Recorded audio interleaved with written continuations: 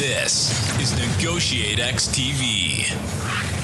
Hello and welcome to the NEGOTIATEx podcast. I am your co-host and co-founder, Nolan Martin, and with me bright and early today is Aaron Denesian. So that if you see a very happy face on the video on YouTube, it is because I've got Aaron up here at 6:30 to talk to our wonderful guest who's actually in Australia today. So Aaron, bright and early, how are you doing today, sir? Yeah, you're not referring to me as bright and early. I think you're referring to the day as bright and early. I don't know how you get talked into this. Other than this is our first global guest, and what an honor to have Julia Ewert with us. Julia is known as the Negotiator by many in her circles and beyond. So we are excited to have Julia with us today. She's also a renowned sales and negotiation expert who works with clients around the world, equipping them with highly effective and very practical business skills and to achieve sustainably better outcomes. She applies some of the world's best practices, enabling multi-million-dollar companies across industries to excel in their sales and negotiations. So all the way from Perth, Australia, Julia, thank you for being with us today. Hey, thanks, Aaron, and thanks, Nolan. I always love talking to people in the US, and I'll tell you why. It's because we are 12 hours in front, so we are the future, and I can tell you, you're all going to make it. You're all going to make it. The future is bright. It's amazing. You're all going to get through. So Awesome. Be at peace that it's all going to be all right. So Great. Well, thanks, Julia, for joining us today. Really appreciate it. To kind of kick these things off, we like to generally ask, how did you get started in negotiations? What key developments did you have in your journey to becoming a negotiator? So I left my nice, cushy corporate job with my nice fat salary about 7 years ago. And I thought, I've got a good idea. Let's throw that in and start a business with nothing. Luckily, plot twist, it actually worked out. So that's great. But my background is I'm a sales strategist. So I work with some of the biggest companies in the world in sales and sales leadership roles, leading large sales teams. But really, Nolan and Aaron, I had a passive interest in negotiating to begin with. And when I say passive, I read a book. And then I thought, that's a great book. I'll read another book. So I started to read a lot of negotiating books. And as lots of people in my circles know that I am very resourceful and I'm very opportunistic. So I reached out pretty much to every author of every negotiation book that I read. And I said, hey, do you want to chat? 90% of them go, yeah, that'd be fun. And so I ended up having Zoom calls with authors of some of the most famous negotiators in the world who have written brilliant books. I've become friends with a lot of them. Then they've introduced me to other negotiators and said, oh, Julia, you should meet so-and-so. Let me introduce you. So as a result, I've got myself a club, or I'm in everyone else's club maybe. And I continue to learn from these people. Some of them are my great friends now. And the passive interest has turned into what I would say at least 3 or 4 times a week. I am a junkie for this stuff. So, so I've turned into a negotiation junkie. Absolutely. And kind of just wanted to touch on that a little bit, because a lot of times you kind of hear from a client who really isn't well-versed in negotiations, sometimes even leadership. They're like, oh, you either have it or you don't. So obviously you started with books. You're obviously a teacher of negotiations now. So what's some kind of key insight that you can give to someone who's just getting started that doesn't know if they can learn this stuff by books or by other professionals? Well, I guess the 2 things that we need to learn anything new, Nolan, is we need the skills, but we also need above all else a willingness. So, you can't teach anyone something that they have no interest in learning. So, but negotiating, you guys are also masters of the craft, that this is a learned skill. Some people, are referred to as natural negotiators. And what I see when I see people refer to people as natural negotiators, the skills that they are referring to is that they connect well, they're likable and friendly.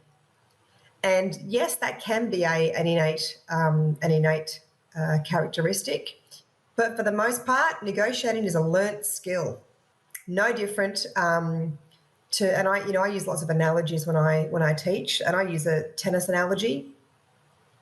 If you wanted to play Wimbledon, win Wimbledon, turning up to Wimbledon with a hockey stick and flippers and tutu would not only make you look ridiculous, but it's a terrible strategy. But you will lose, right? Like, you can't expect to turn up at Wimbledon and play Serena Williams and win if you've got a hockey stick and a pair of goggles on, right? So you need the right equipment. Not only do you need the right equipment, but you need the right skills. So you need good footwork, ability to serve, good hand grip, forehand, backhand, every element. And so much is the same in negotiating. There are so many individual skills required for someone to be great at negotiating. And much like playing tennis and winning Wimbledon, it takes epic amounts of practice. Yeah.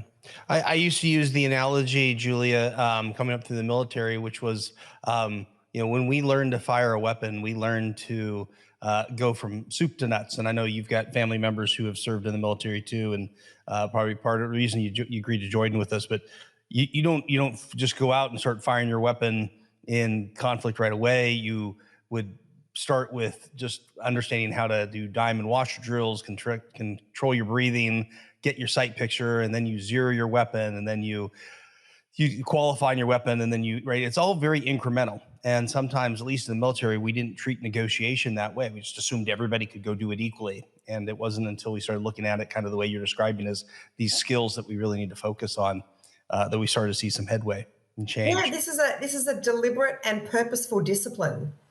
I have a phrase that I use often: if you wing it, you won't win it. Making it up as you go is a terrible strategy. Great.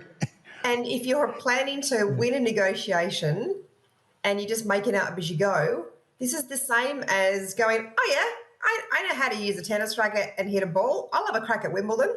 It's funny you say that because terrible. Our tagline is that we help people elevate their influence through purposeful negotiations, because Aaron and I always talk like everyone's in a negotiation constantly, whether you know it or not. And so we're just trying to help you be purposeful in that negotiation. So yeah, that's beautiful.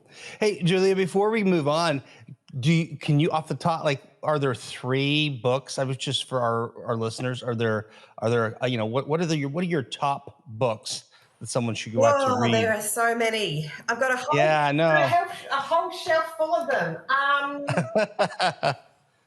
All right, I'll give a shout out. Probably the one that really got my interest was, Chris Voss, Never Split the Difference, like classic, right? Great one for beginners. If you've never read anything on the topic, this is a brilliant place to start. I love Josh Weiss's Real World Negotiations.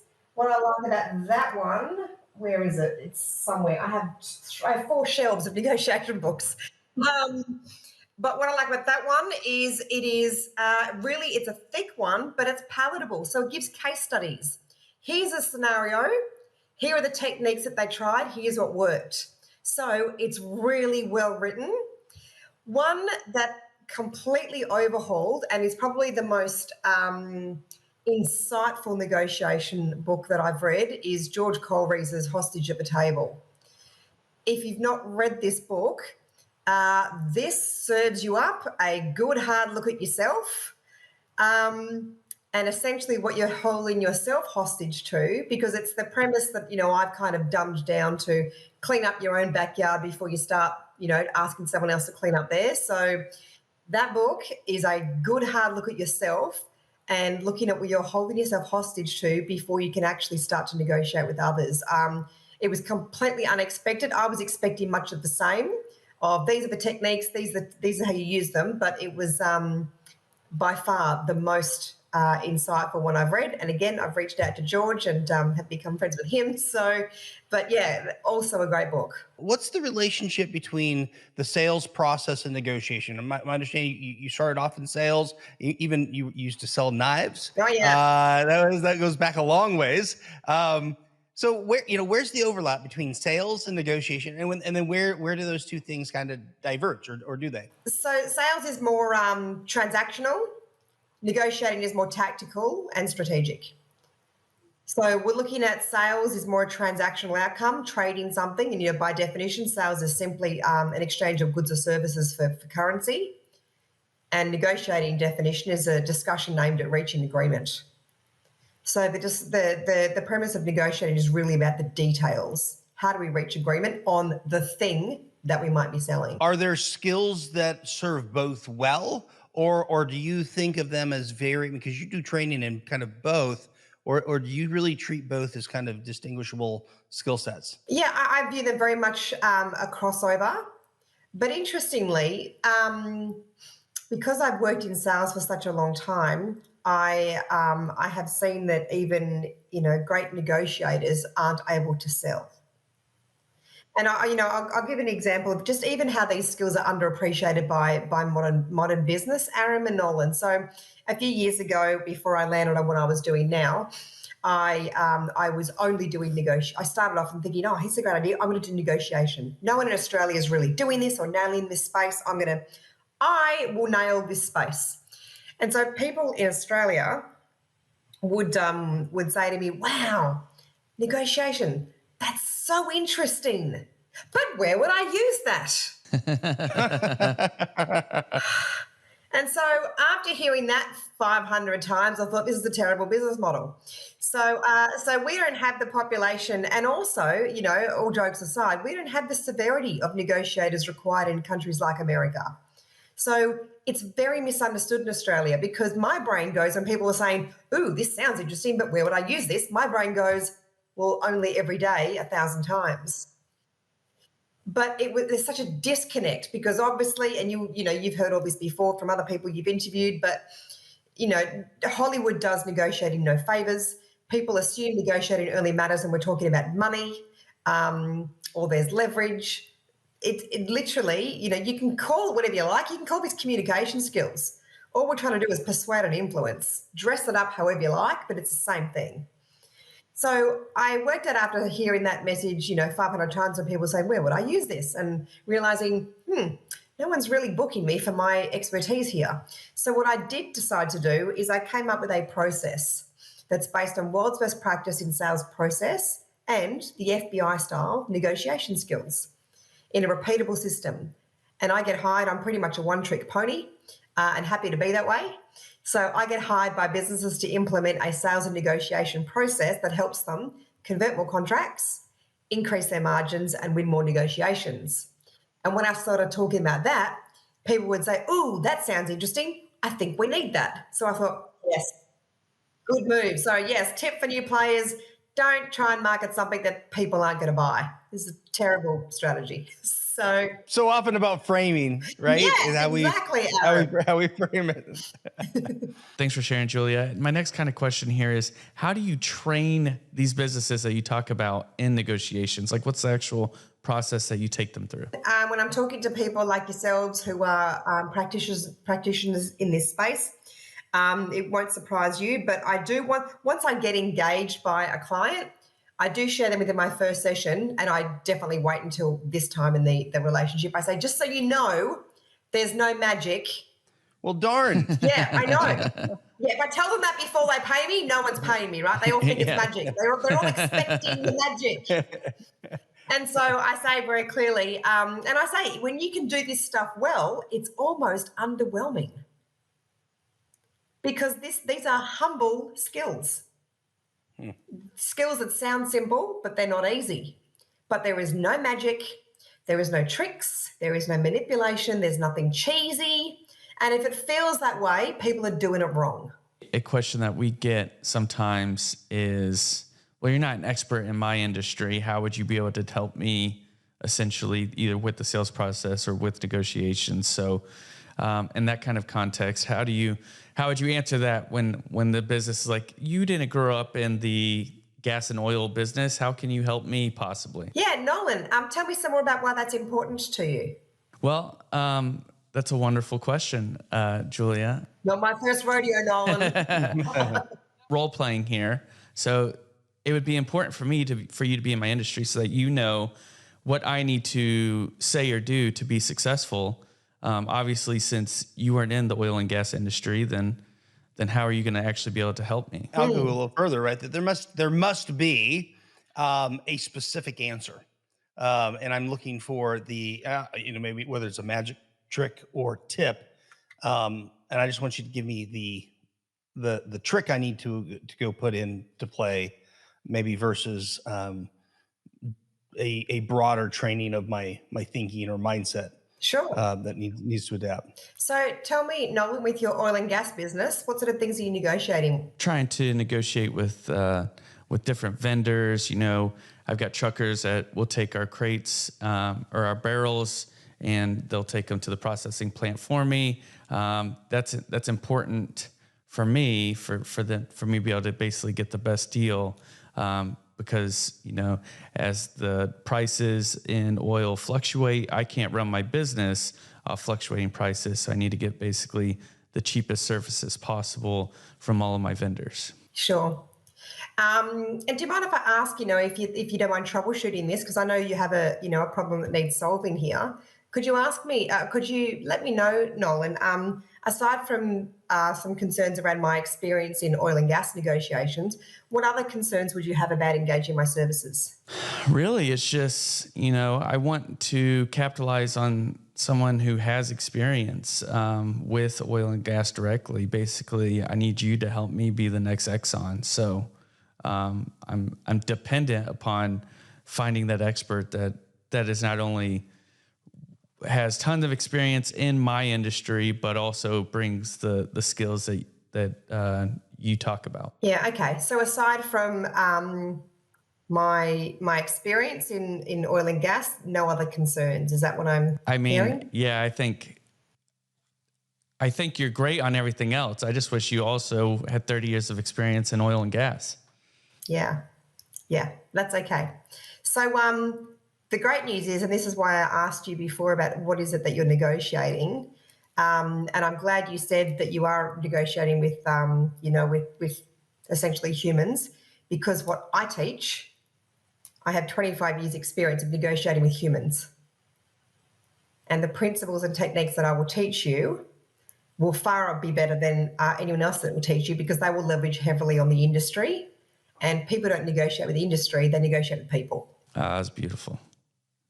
That was beautiful. Where can I sign up? I'm ready to go. That was fun. But it's true, right? Yeah. These are people skills. And that's what we try and express to our clients is it is just people do business with people at the end of the day. Like there may be some nuances within your industry, but that is stuff that you should be able to apply given the framework to deal with people. So yeah, that was beautiful. Beautifully said. Great job. Sales expert, renowned expert. And I'm going to say what? I got to say out of that. Yep. Drop the mic. Got to say. Let's dig a little deeper, Julia. You know, you call these humble skills. You talked about these are skills to engage with humans. So what do you see to be the fundamentals of modern day negotiation skills? What does that skill set consist of? Obviously, you just demonstrated some wonderful, inquiry and listening, and so being able to ask good questions. What else would you add to kind of the list of, hey, these are the skills you need to be able to succeed? Okay, so Aaron, may I answer that two different ways? I'll cover what I believe is the fundamental skills, the necessary things would be, the tennis equivalent would be the forehand, the backhand, the serve, and the volleys, right? So what do you need to play the game? And then I'll cover what do you need to be a ninja at this game. So, but the fundamental skills to play would be open questions, listening, genuine curiosity, ego at the door. So no ego, hard. Again, sounds simple, not easy.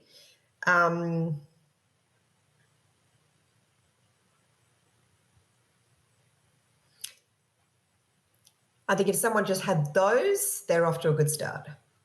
Okay, that's good. That's great. Then the advanced side is, to recognize disagreement, right? So when Nolan, I know this is, all fun practice or just a practice session there, but when Nolan says, oh, you haven't got oil and gas experience, my brain goes like, there's a disagreement. Now, what we want to do when we get disagreement is we want to go, no, Nolan, I'm actually really great because... Or, no, Nolan, that actually doesn't matter. Let me tell you why.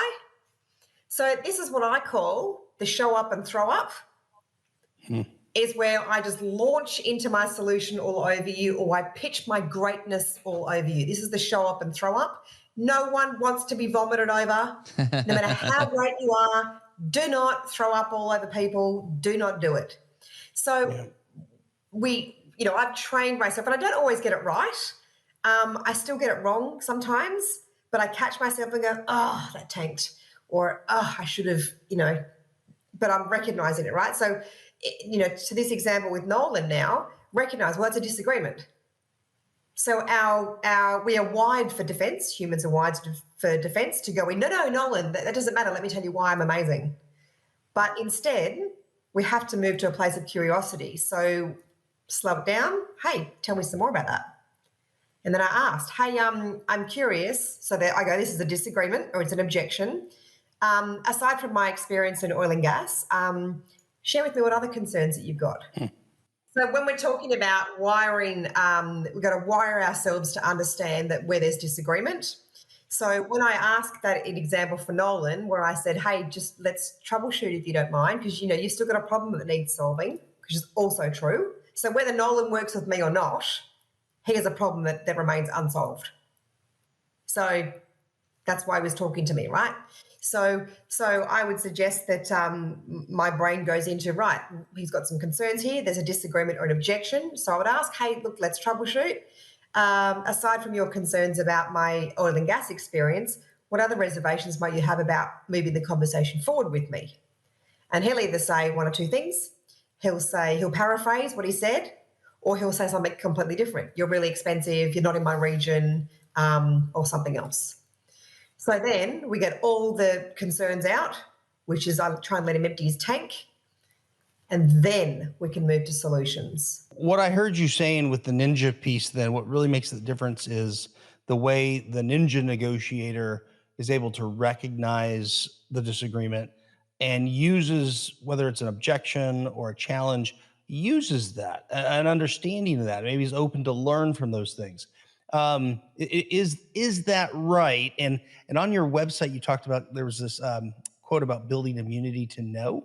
Is this the concept, right, where I'm not discouraged by a no or an objection? I'm learning from that. Am I in the right, or am I off track there? No, Aram, I think you're spot on there. And there's a cracking TED talk by Jia Jiang. It's called 100 Days of Rejection. If you've not watched it, do yourselves a favor. It's really great. And a part of that is about building your resilience to no. And people aren't rejecting you; they're rejecting your offer. Okay. So I, much like the guy in that TED talk, I actively find opportunities to build my resilience to no, or to build my resilience to difficult conversations. So so prior to a couple of examples. So I have two kids. I have a 6-year-old and a 7-year-old. And at one of them was playing footy on the weekends. There was a dad who turned up with a really offensive T-shirt. And, 6-year-olds are just 7-year-olds starting to read, right? And this shirt was really offensive, had words that were easy for kids to sound out and really offensive. And I said to my husband, man, check out so-and-so's dad's shirt. That's out of line, isn't it? And then a few other parents were like, that's terrible. Like, he should not be wearing that around these kids. So I say to my husband, I'm going to go and say something. And my husband's dying. He's like, no, don't. And I said, do you not know me? I'm not going to go and scream at this guy. But I'm like, this is an opportunity. I know the dad. I know him, right? So, but yeah, my husband's dying. He's like, don't make a scene. I'm like, it's funny again. And I go, this is people's resistance to the difficult conversation. I said to my husband, no one's going to die here. But I kind of go, here's an opportunity for me to have a difficult conversation where no one will die, and I can practice. What's the worst that happens to me? Nothing. I can't even think of what the worst thing would be. So I went over to him and I respectfully said, hey, how's it going? Great day for sport. Kids are having a blast. That shirt, man. And he looks down at it and he laughs. It's funny, isn't it? And I said, what his name was, I said, you know what? I said, it's pretty offensive. I said, dude, the kids can read.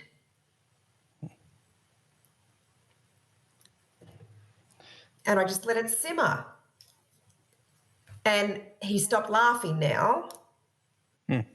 And he said, oh, he said, you know what? He said, yeah, you're right. He said, oh, I know. He put his hoodie on. So no one died. Right. I got the chance to have some difficult conversation. My husband survived as well, I will say. Like, he did not die of mortification, so he was fine. But this is about building our resilience to these situations. Aaron Nolan is about being, you know, in that TED talk, Gia Jang talks about stay engaged. Ask why. Stay present. Because there's the three stress responses: flight, fright, fight, flight, or freeze. So my stress response is freeze. So fight for me is going, no, you're an idiot, and blah, blah, blah, blah. Like, so I would never do that. Right. I wouldn't run, but I freeze. And for me, that looks like stopping in my tracks, and I look like I want to talk, but nothing comes out. So that is my stress response. And my brain has all the words. My mouth just can't get it out. So I go, the more I can practice being in these situations, the better I am for myself, the better I can serve people around me, the better I can serve my clients. But this stuff can be learnt as well. You know, we talked before about wiring for recognizing disagreement. So as I said, I've got a 6-year-old and a 7-year-old. I shared this story on LinkedIn just the other day. My 7-year-old, I'm doing his hair in the morning. He's got hair like me. It's just out of control. And so I'm doing his hair, and he says, Mum, when Dad takes us to school this morning, can he just drop us off instead of coming in? I said, well, ask him. He said, well, he wants to come in, and I just want him to drop me off so I can go in and play with my friends before school. And so I said, okay, let's and this is before school. I said, well, let's practice. I'm Dad. Say something to me. And so he says, Dad, when we get, and they call it here kiss and drive. You can drive up, kiss your kid, and drive off. Well, once you stop the car, you don't just throw them out. Right. They call it kiss and drive. So he said, Dad, when we go to school this morning, can we do kiss and drive rather than you come in? And I put my best dad voice on, and I say, no, Fraser, no, I want to take you into school because then I can wait with you until the bell rings. And he says, no, but Dad, I want to do kiss and drive. And I said, Fraser, remember, stop, slow down. What's the technique we've talked about? Now, he's 7, right? And he's properly thinking. And I said to him, did I just agree with you or disagree with you? And he's only little. He said, disagree. I said, right, so what do we say when someone disagrees? And he said, he says, Dad, could you please tell me why we can't, could you please tell me why I can't do kiss and drive? And I was like, parenting win. Parenting that's for beautiful. the win, right? Yeah, Negotiation skills for the win. So, and this is the thing, this stuff takes concentration. Like, there aren't many grown-ups that can do that because we're wired for defense. And you know what? My 2 kids, they speak English as a second language. They speak whinging and complaining as a first language. So anytime I can try and get them away from that into having proper conversations, it's very satisfying and way more collaborative, because now we talk about, well, I don't want to do kiss and drive because of this. But now he's got some information to work with rather than, I want to do kiss and drive. So, yeah. Beautiful examples. Thank you, Julia. I'm waiting for Aaron to throw something in there about his 6 children. You have 6 children? We have 6 kids, so I resonate. I certainly How old are your can kids, appreciate. Aaron? I don't know if I'm as good a parent though, Julia, as you are. To be able to have. I don't know if they're coached to that level yet. How old are your kids? Range from 14 down to 4. Oh, so you're like a professional parent. I'm still like the rookie parent trying to work out what the hell I'm doing. Is there such a thing as a professional parent? I think we're all trying to wing it a little bit. But well, very intentional there. What I appreciated about both your stories is there's the rather than getting defensive and feeling like I just have to tell you, let me just tell you why you need to take that shirt off right now. Let me just tell you why we need to do, kiss and drop. there's the power of the question and the curiosity and the openness to creating an aha moment. Certainly in the shirt thing, the aha moment for that other parent.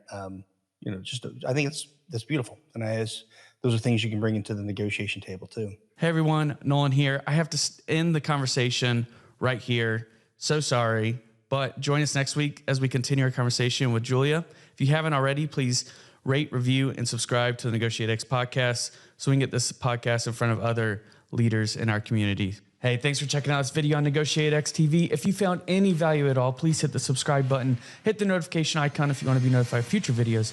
And then we also have a couple videos over here that you might be interested in checking out.